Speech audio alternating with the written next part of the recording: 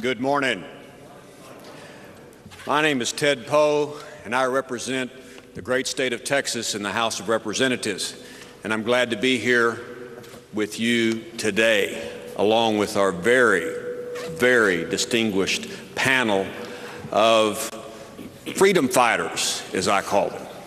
Freedom fighters similar to the ones that we have here in the audience, similar to the freedom fighters that we have halfway around the world in Camp Ashraf. You know, throughout the histories of peoples,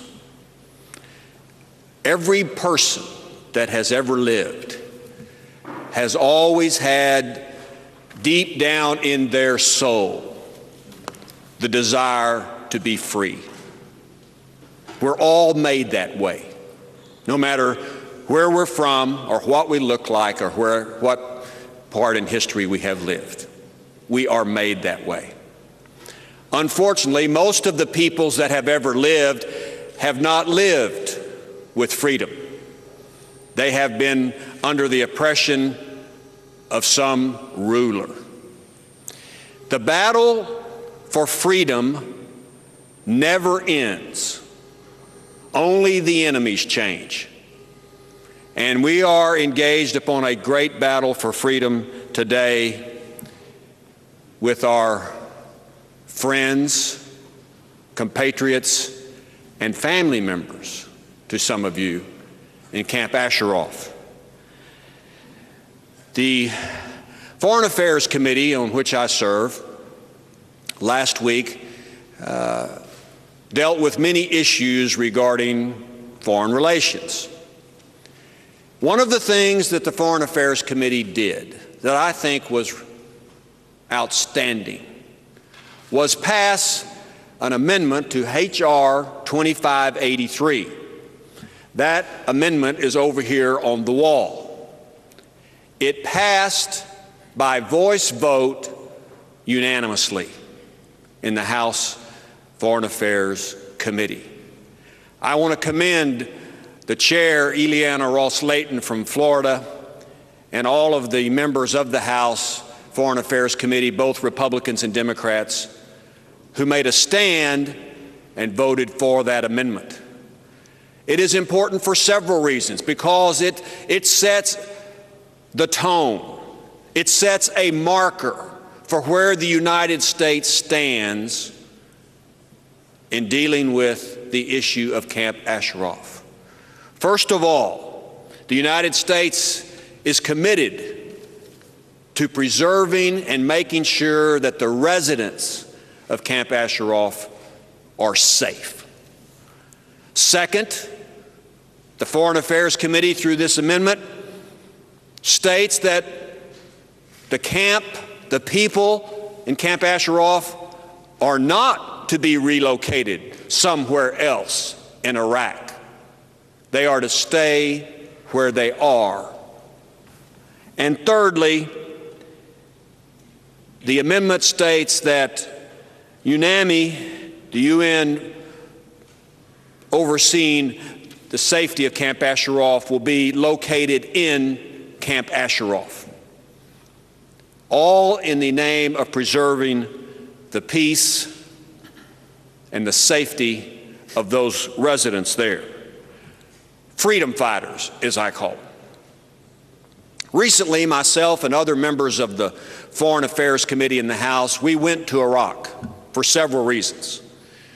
But one of those reasons was to go to Camp Ashraf and see the conditions firsthand, because of the reports that we have heard about what's taking place in that camp and how the Iraqi government is suppressing freedom in that camp. So we met with Maliki in a meeting that lasted almost 2 hours. And in the discussion that we had with Mr. Maliki, we wanted to hear the Iraqi side of the story about the invasion into Camp Ashraf in April, where over 30 people were murdered. So Mr. Maliki gave us the official Iraqi position. basically stating it was the fault of the residents of Camp Ashraf. That's why they all died, those over 34, and others were wounded.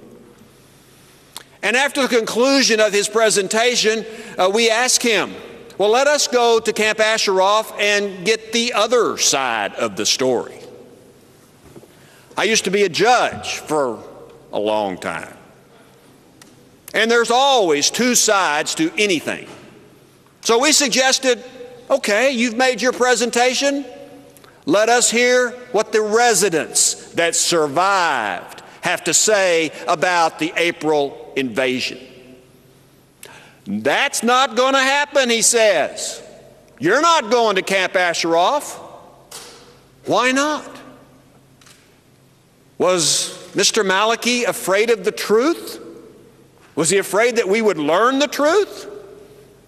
What was his reason for not letting members of Congress go to the camp to see firsthand what took place, not only in April, but as long as that camp has been in existence, what's taking place there now? And he refused to let us go.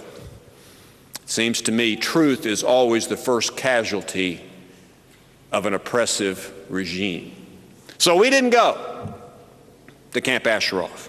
We didn't get to hear the other side of the story, although we know, I believe, what took place there. So the safety of those residents is paramount. We have an obligation, the United States does, to make sure that those residents remain safe, regardless of whether Mr. Maliki likes it or not. I am truly concerned about the influence of Iran and that little fellow from the desert, Ahmadinejad, as I like to call him, and his influence on the Maliki government about how Camp Ashraf is to be treated. It would seem to me if the Iranians want the camp relocated, we would automatically be opposed to that, because Ahmadinejad is not a friend of the United States. He's an oppressive dictator of his own people. And now he wants to oppress people, Iranians, in a foreign country of Iraq. So why do we not want to be proactive? So this resolution, this amendment to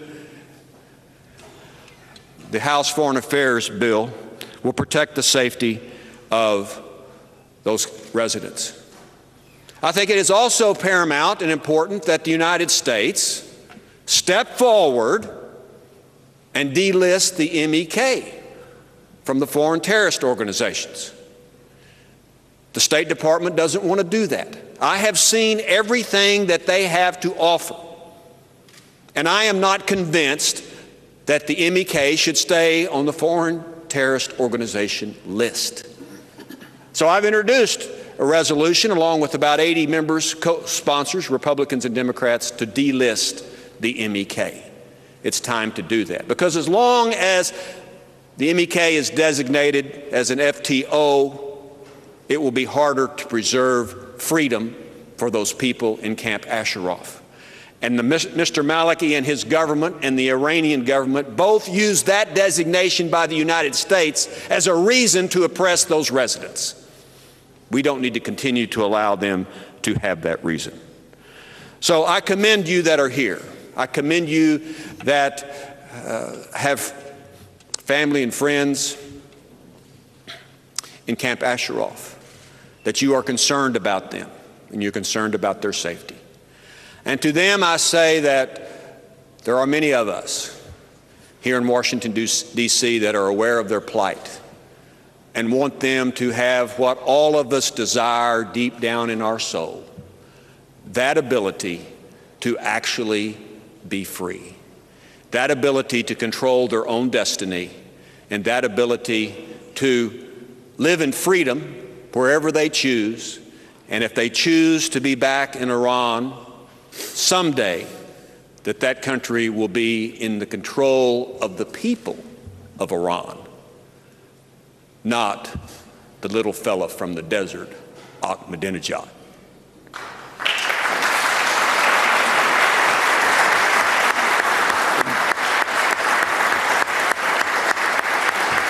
Thank you.